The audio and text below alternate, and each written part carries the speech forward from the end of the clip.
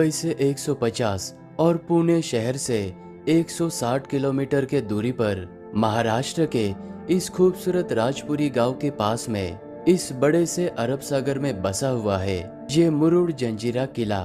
इस किले को ब्रिटिश से लेके मुगलों तक कोई भी जीत ना सका और छत्रपति शिवाजी महाराज और छत्रपति संभाजी महाराज भी इस किले को जीत ना सके। इस किले को जजीरे मेहरू यानी समंदर के पानी से घिरा हुआ किला भी कहा जाता है और इस किले के अंदर एक खुफिया सुरंग भी है और वो सुरंग इस किले के अंदर से शुरू होते हुए समंदर के अंदर से 40 से 60 फीट गहराई से ये सुरंग गुजरते हुए इस किले के पास में बने हुए इस राजपुरी गांव में निकलती है और इसी किले के अंदर भारत की तीसरी बड़ी तोप है छत्रपति संभाजी महाराज, जिन्होंने अपने जीवन काल में एक भी युद्ध नहीं हारे थे।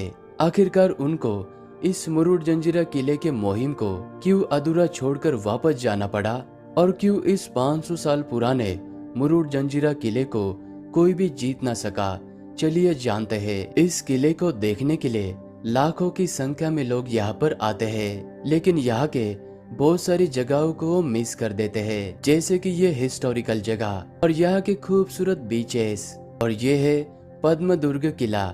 इस किले को छत्रपति संभाजी महाराज जी ने बनवाया था। इस वीडियो में हम इस तरह के बहुत सारे खूबसूरत जगहों को भी घूमने वाले हैं, तो इस वीडियो को पूरा जरूर देखना।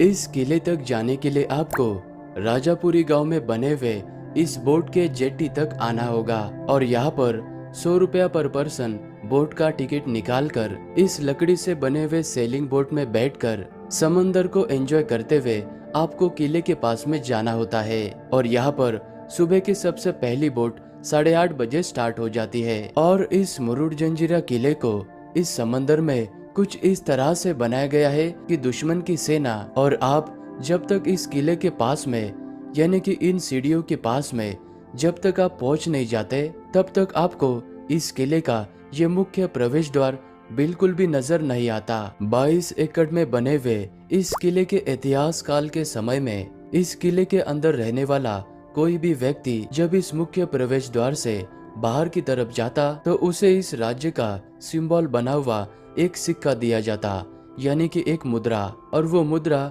दिखाने के बाद ही उन्हें वापस अंदर लिया जाता था। अगर किसी के पास में इस राज्य की वो मुद्रा नहीं होती थी तो उसे दुश्मन या जासूस समझकर इसी मुख्य प्रवेश द्वार पर तलवार से उसकी गर्दन छाटकर इसी समंदर में उसे फेंक दिया जाता था।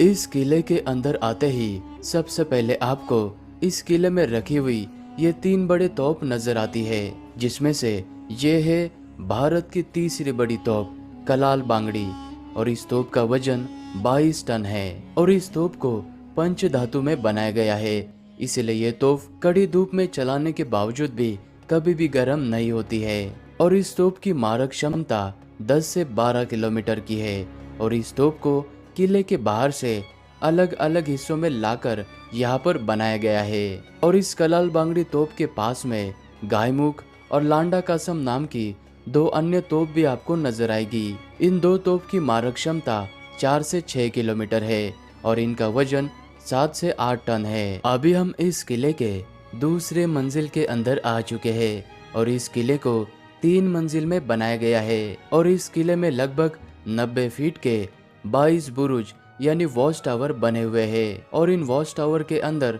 सैनिक रहकर यहाँ से समंदर में निगरानी रखकर इस किले की सुरक्षा किया करते थे। और इस आर्चनुमा आर्किटेक्चर को और इन सभी पिलर्स को कुछ इस तरह से बनाया गया है कि इनके ऊपर रखे हुए इस 22 टन वजनी तोप को और अन्य तोप के वजनों को भी ये आसानी से झेल सके। चारों तरफ से समंदर के खारे पानी से घिरे रहने के बावजूद भी इस किले के अंदर आपको ये 2 मीठे पानी के तालाब नजर आएंगे।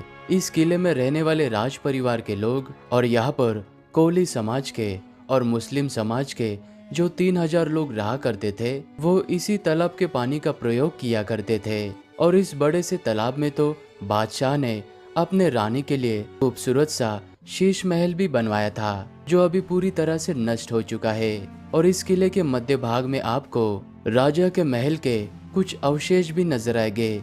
किसी जमाने में यहाँ पर 7 मंजिल का आलीशान राजा का महल हुआ करता था। इस जगह पर जब ये किला बना भी नहीं था, उस वक्त सबसे पहले यहाँ पर कोली समाज के राजा रामराव जी पाटिल सरदार यहाँ पर कुछ लोगों के साथ में लकड़ी का कच्चा परकोटा बनाकर रहा करते थे। और उस वक्त यह इलाका अहमदनगर के निजाम शाही के कंट्रोल में आता था। कोली सरदार राजा रामराव जी पाटिल ने इस जगह को खाली करने के निजाम शाही के आदेश को इनकार कर दिया था। इस वजह से आर्मी जनरल पीरम खान ने कोली सरदार के इस मेडे कोट में छल और कपट से अंदर जाकर सभी का कत्ल कर दिया था। और उसके बाद में निजाम शाही ने इस जगह को सिद्दियों के हवाले कर दिया था। तो इस तरह से सिद्दी जौहर ने इस जगह पर आज से 550 वर्ष पूर्व इस किले का निर्माण कराया था।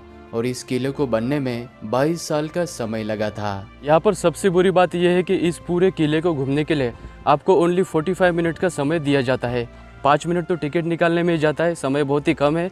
और इस किले में आने के लिए 25 रुपीज़ पर पर्सन एंट्री फीस लिया जाता है। ये है पद्म दुर्ग किला और इस किले को छत्रपति शिवाजी महाराज जी ने 1675 में बनवाया था, क्योंकि वो मुरुड जंजीरा किले को जीतने में असफल हो रहे थे और समय भी निकला जा रहा था। तो उन्होंने इस मुरुड जंजीरा किले से 5 किलोमीटर के दूरी पर इस खूबसूरत मुरुड बीच से समंदर के अंदर 2 किलोमीटर में इस पद्म दुर्ग किले का निर्माण करवाया था, ताकि वो इस किले से मुरुड जंजीरा किले के साथ ही में इस समंदर में होने वाले गतिविधियों पे ध्यान रख सके। और छत्रपति संभाजी महाराज जी ने इसी किले से मुरुड जंजीरा किले को जीतने की योजनाएं बनाई थी। और उन्होंने समंदर के अंदर एक सेतु भी बनाया था।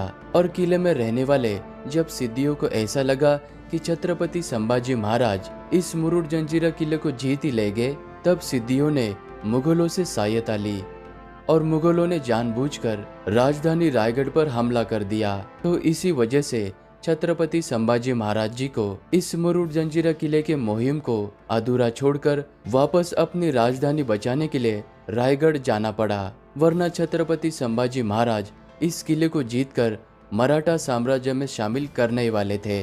अगर आपको मुरुड बीच से पद्मदुर्ग किले तक जाना है तो आप सैटरडे संडे आना, तब यहाँ पर ज़्यादा लोग रहते हैं, क्योंकि लोग कम होते तो बोट वाला वहाँ तक नहीं जाता है। राजापुरी गांव से 1.5 किलोमीटर के दूरी पर ये है खूबसूरत हिस्टोरिकल जगह। इस जगह को खोखरी गुंबद या फिर खोखरी टॉम्स भी कहा जाता है। ये जगह सिद्दियों के शासनकाल में उनके राज परिवार के लोगों का कब्रिस्तान हुआ करता था। और जैसे ही आप इस जगह के अंदर आ जाते हो, यहाँ पर आपको ये खूबसूरत सी बड़ी सी गुंबद वाली कब्र नजर आएगी। इस मकबरे के अंदर सुरल खान की कब्र है। सुरल खान ने 1707 से लेके 1734 तक शासन किया था। और इस बड़े से मकबरे के सामने आपको ये 2 छोटे मकबरे नजर आएंगे। इन दोनों कब्रों में खैरियत खान और सिद्दी कासम खान की कब्र है। इन्होंने भी किसी जमाने में यहाँ पर शासन किया था। और इस पूरे मकबरे को पत्थर से इंडो सैरेसेनिक शैली में बनाया गया है। और ये जगह बहुत ही खूबसूरत है। इस जगह को आपको जरूर विजिट करना चाहिए। हम नंदगांव बीच की ओर जा ही रहे थे कि रास्ते के बीच में हमें ये खूबसूरत सा जंजीरा पैलेस नजर आया। ये पैलेस जितना बाहर से खूबसूरत है, इससे कहीं ज्यादा ये अंदर से खूबसूरत है। लेकिन इस पैलेस के अंदर टूरिस्ट का जाना बिल्कुल भी अलाउड नहीं है, तो इस पैलेस को आप बाहर से ही देख सकते हैं। और ये है अलीबाग का सबसे क्लीन और ब्यूटीफुल नंदगांव बीच। और इस बीच की पहचान है ये ऊंचे ऊंचे कोकोनट ट्रीज, जो कि इस बीच के खूबसूरती में 4 चांद लगा देते हैं। और ये बीच मुरुड जंजीरा किले से 14 किलोमीटर के दूरी पर है और अलीबाग से 40 किलोमीटर के दूरी पर है। और ये नंदगांव बीच पूरे 2.5 किलोमीटर से भी ज़्यादा लंबा।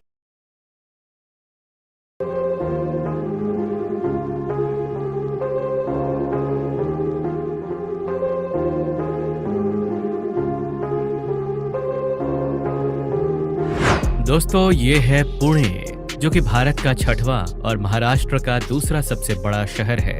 ये शहर महाराष्ट्र के पश्चिम भाग में मुल्ला तथा मुठा इन 2 नदियों के किनारे बसा हुआ है। यहाँ का काफी प्राचीन इतिहास के कारण पुणे को महाराष्ट्र की सांस्कृतिक राजधानी भी माना जाता है। वहीं वर्तमान समय में पुणे शहर भारत के एक महत्वपूर्ण आईटी हब के रूप में उभर दुनिया के कई बड़ी सॉफ्टवेयर कंपनियां मौजूद हैं। पुणे का नाम पुणे शब्द से लिया गया है, जिसका अर्थ है दो नदियों का संगम। वहीं यदि आपको पहाड़ पसंद है तो आपको पुणे बहुत पसंद आएगा। यहाँ हर जगह से आपको कहीं ना कहीं पहाड़ का व्यू मिल ही जाएगा तथा यह शहर ट्रैकिंग के लिए भी बहुत अच्छी जगह है। पुणे एक पहाड़ी शहर है जो घूमने और बस से दोनों लिहाज से काफी शानदार है। वहीं अगर हम पुणे शहर के क्षेत्रफल पर नजर डालें तो ये पूरा शहर तकरीबन 331 स्क्वायर किलोमीटर के विशाल इलाके में फैला हुआ है। और वहीं दोस्तों इसका मेट्रो एरिया कुल 7,256 स्क्वायर किलोमीटर में फैला है।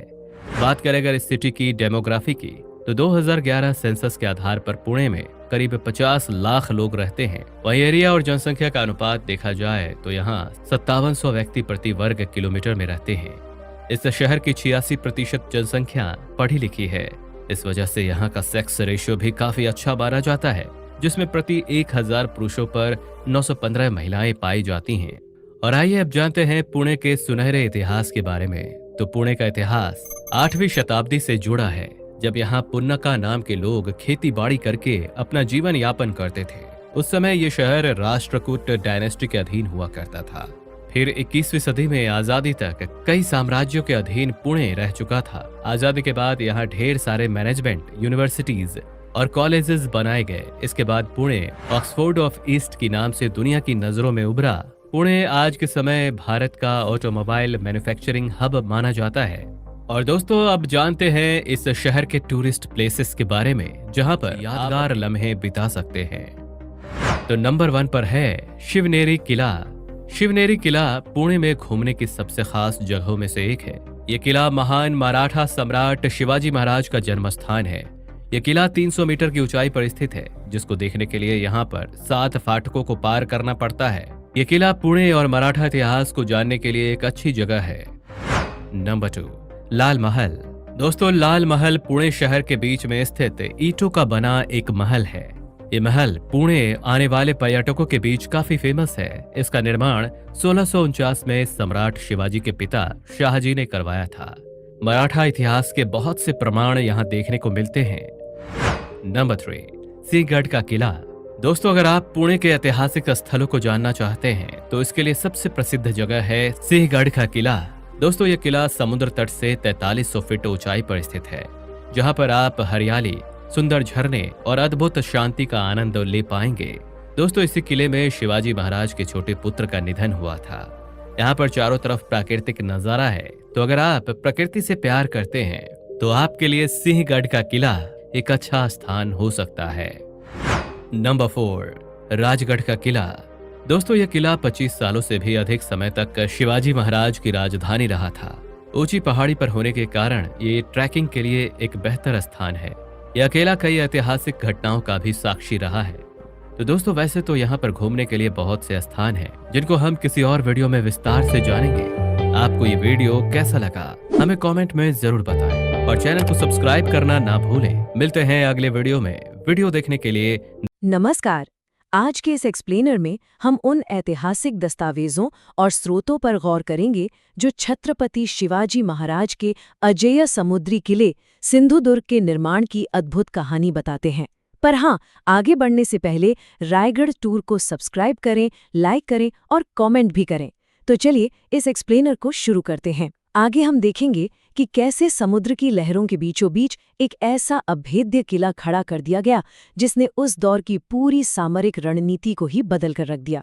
हमारे ऐतिहासिक स्रोतों में एक बहुत ही दमदार बात कही गई है, अगर समुद्र को जीतना है तो नींव उससे भी ज्यादा मजबूत बनानी होगी। और यकीन मानिए ये कोई मामूली कहावत नहीं थी, बल्कि उस समय की सबसे बड़ी सामरिक जरूरत थी। लगातार बढ़ते समुद्री हमलों को देखते हुए मालवण के पास समुद्र के बीच एक विशाल चट्टानी द्वीप को चुना गया और ये पक्का कर लिया गया कि चाहे समुद्र कितनी भी लहरें क्यों ना मार ले, किला तो वहीं बनेगा। चलिए आगे बढ़ते हैं। सेक्शन 1, समुद्री किले का विजन। अब ये काम असल में कितना मुश्किल था, इस बात का अंदाजा हम यहाँ से लगा सकते हैं। एक तरफ थीं समंदर की वो विनाशकारी लहरें जो दिन भर की मेहनत को रात में आकर धो डालती थीं, और दूसरी तरफ था मराठों का वो जज्बा जो बिल्कुल नहीं डिगा। दिन हो या रात, धूप हो या घना अंधेरा, पत्थरों को समुद्र के रास्ते लाने का काम कभी नहीं रुका। ये सच में प्रकृति की बेतहाशा ताकत और इंसानी जज्बे के बीच की एक सीधी टक्कर थी। तो इसी के साथ आते हैं सेक्शन 2, प्रकृति से संघर्ष। ऐतिहासिक स्रोत बिल्कुल साफ बताते हैं कि समुद्र के रास्ते लाया गया एक एक पत्थर महज एक दीवार का हिस्सा नहीं था, बल्कि स्वराज्य की रक्षा का एक पक्का वादा था। जरा कल्पना करके देखिए, जिस समंदर को जीतना था, उसी की खूंखार लहरों से लड़कर किले का हर एक भारी पत्थर वहां तक पहुंचाया जा रहा था। जब पूरी दुनिया सो रही होती थी, तब भी ये निर्माण चलता रहता था, क्योंकि हर नया दिन एक नई और खतरनाक चुनौती लेकर आता था। अब देखते हैं सेक्शन 3, वास्तुकला के रहस्य। यहाँ जो सामरिक विशेषताएं दी गई हैं, वो सच में हैरान करने वाली हैं। एक तो अचल चट्टान पर खड़ी वो गगनचुंबी दीवारें और सटीक वार करने के लिए बनाए गए बेहतरीन बुर्ज। लेकिन सबसे बड़ा चमत्कार क्या था? वो था इस खारे समुद्र के बिल्कुल बीचों बीच मीठे पानी के कुओं का मिलना। जी हाँ, बिल्कुल सही सुना, ये किसी जादू से कम नहीं था। और इसी खोज ने किले के अंदर मौजूद रक्षकों को लंबे समय तक डटे रहने की जीवनदायिनी ताकत दी। इस वास्तुकला का एक और बेजोड़ नमूना था अभेद्य द्वार। इस मुख्य गेट को कुछ इस तरह से डिजाइन किया गया था कि ये बाहर से बिल्कुल दीवार का ही हिस्सा लगता था। मतलब दुश्मन अगर एकदम करीब भी आ जाए ना, तो भी उसे दरवाजा दिखाई ही नहीं देगा। ये सिर्फ अंदर जाने का रास्ता नहीं था, बल्कि चालाक इंजीनियरिंग की सबसे पहली और सबसे मजबूत ढाल था। आगे बढ़ते हैं सेक्शन 4, मराठा नौसेना का केंद्र। निर्माण पूरा होने के बाद सिंधुदुर्ग मराठा समुद्री शक्ति का एकदम अनुशासित बेस बन गया। स्रोतों में एक बहुत ही सख्त नियम यानी प्रोटोकॉल का जिक्र है। देखिए, पहला कदम अनजान जहाज का दिखना, दूसरा शंख की गूंजती हुई चेतावनी, तीसरा सैनिकों का बिजली की तेजी से बुर्जों पर तैनात होना, और चौथा हमला करने से पहले पहचान पक्की करना। ये कड़ा अनुशासन इसी बात को साबित करता है कि जो शांति के समय पसीना बहाता है, वो युद्ध में अपना खून बचाता है। दस्तावेजों में एक बहुत ही दिलचस्प घटना का जिक्र है। हुआ कुछ यूं कि एक सुबह घने कोहरे के बीच से एक रहस्यमयी जहाज बाहर आया। तुरंत शंख बजा, सैनिक युद्ध के लिए पूरी तरह तैयार। लेकिन जब जांच हुई तो पता चला कि वो तो महज एक व्यापारी जहाज था। बिना एक भी तलवार म्यान से निकाले, सिर्फ अपनी जबरदस्त सतर्कता की वजह से उन्होंने पहली जीत दर्ज कर ली थी। सच में सावधानी ही सबसे बड़ी विजय थी। तो चलिए आते हैं सेक्शन 5, कोहरे में निर्णायक युद्ध। शांति हमेशा बनी रहे ऐसा तो होता नहीं है। जब एक अनजान दुश्मन का बेड़ा किले की तरफ बढ़ा तो माहौल एकदम से बदल गया। इस टाइमलाइन को देखिए। सुबह दुश्मन दिखा और शंख बजा। दोपहर होते होते समंदर पर भयंकर तूफान और घना कोहरा छा गया। फिर दोपहर बाद दोनों बेड़े बिल्कुल आमने सामने आ गए और पहला तीर चला। लेकिन कमाल की बात यह है कि शाम होते होते प्रकृति को ही अपनी ढाल बनाकर एक ऐतिहासिक सामरिक जीत हासिल कर ली गई। ये सब कुछ बहुत ही तेज गति से हुआ। यहाँ नोट करने वाली बात यह है कि कैसे मौसम की एक बहुत बड़ी अड़चन को अपने फायदे में बदल लिया गया। इस कोहरे के ढाल का इस्तेमाल करके समुद्री कोहरे और तोपों के धुएं से दुश्मन को पूरी तरह अंधा कर दिया गया। सीधे आमने सामने टकराने की बजाय यही घना कोहरा मराठा बेड़े का सबसे बड़ा हथियार बन गया और बिना किसी बड़े नुकसान के जीत अपने नाम कर ली। क्या कमाल की रणनीति थी। अब आ गए हैं हम सेक्शन 6, स्वराज्य की अमर विरासत। युद्ध जीतने के बाद आराम से बैठने की बजाय हमारी स्रोत सामग्री बताती है कि तुरंत नए युद्धपोत बनाने के आदेश दे दिए गए। जिन वीर योद्धाओं ने अपना बलिदान दिया, उन्हें सबके सामने सम्मानित किया गया। किले की दीवारों को और भी ज्यादा मजबूत किया गया और स्वराज्य की समुद्री सुरक्षा का एक नया पक्का संकल्प लिया गया। काम रुका नहीं, बल्कि और तेजी से बढ़ गया। तो अंत में एक बहुत बड़ा सवाल हमारे सामने आता है।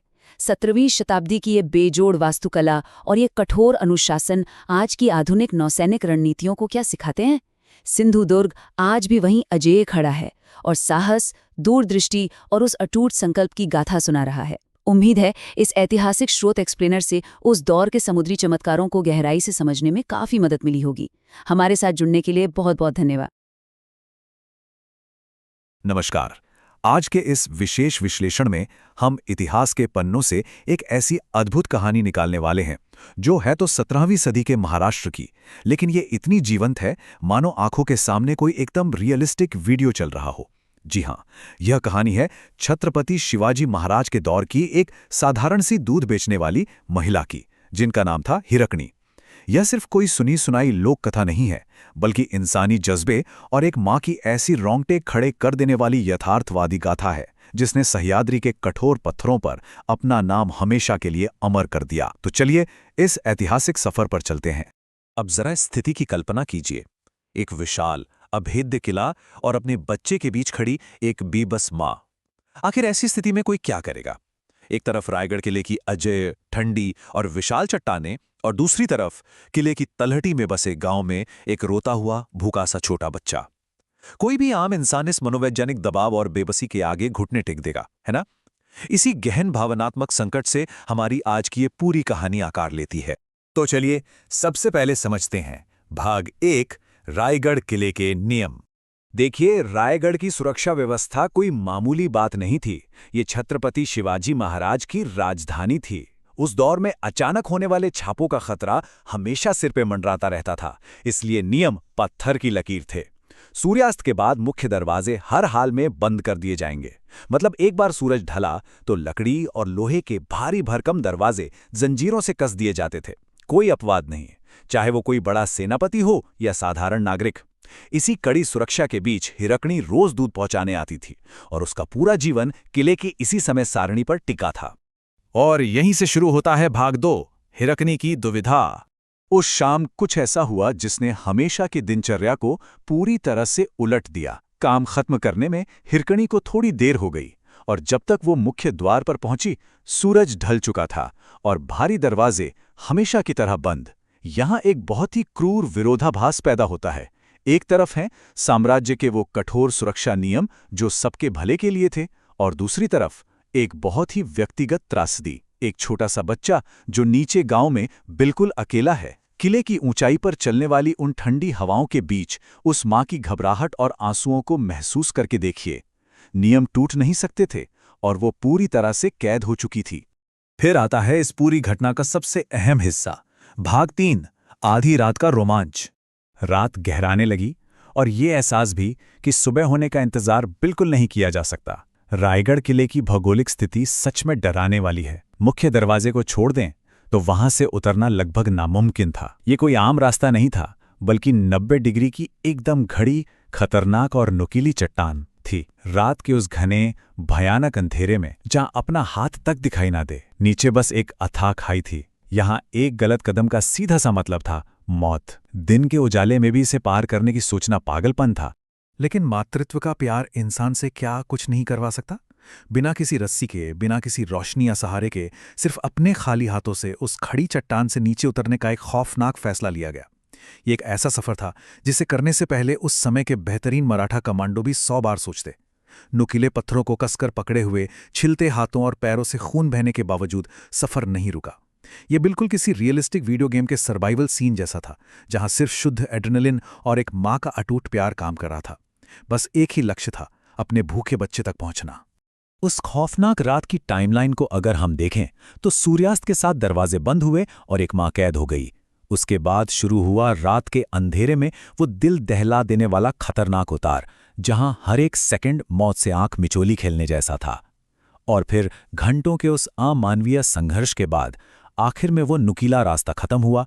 थकान से चूर, लहूलुहान, लेकिन अपनी असीमित हिम्मत के दम पर एक माँ सुरक्षित अपने बच्चे के पास पहुंची गई।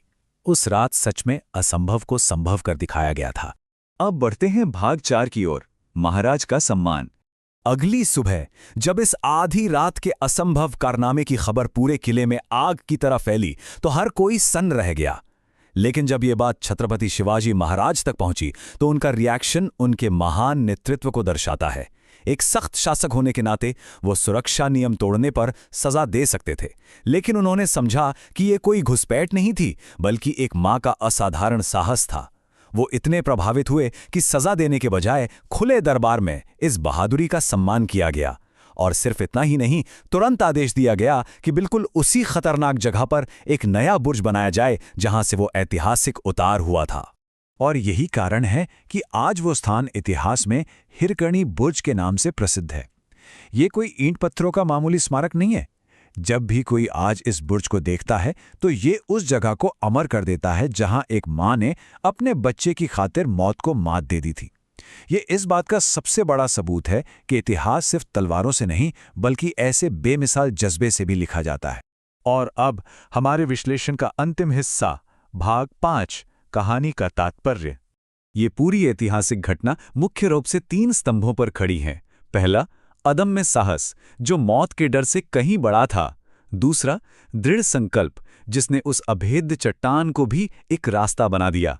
और तीसरा, सबसे अहम, मातृत्व का अटूट प्रेम, जो इस पूरी ऊर्जा का स्रोत था।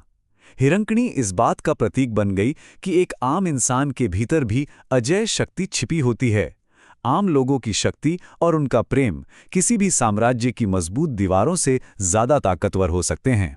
जाते जाते विचार करने के लिए एक सवाल छोड़कर जाते हैं। हमारे आसपास के ऐसे कौन से ऐतिहासिक स्मारक हैं जो हमें आम लोगों की असाधारण शक्ति की याद दिलाते हैं? अक्सर इतिहास की किताबों में हम सिर्फ राजाओं और युद्धों के बारे में पढ़ते हैं, लेकिन उन पुरानी दीवारों के बीच ऐसे ही अनगिनत अनाम लोगों के साहस और प्रेम की कहानियां दबी होती हैं। अगली बार जब भी किसी ऐतिहासिक जगह पर जाएं तो महलों के साथ साथ उन साधारण लोगों की कहानियों को भी खोजने की कोशिश जरूर कीजिएगा। इसी विचार के साथ हमारा आज का यह विश्लेषण यहीं समाप्त होता है। जुड़ने के लिए बहुत बहुत धन्यवाद।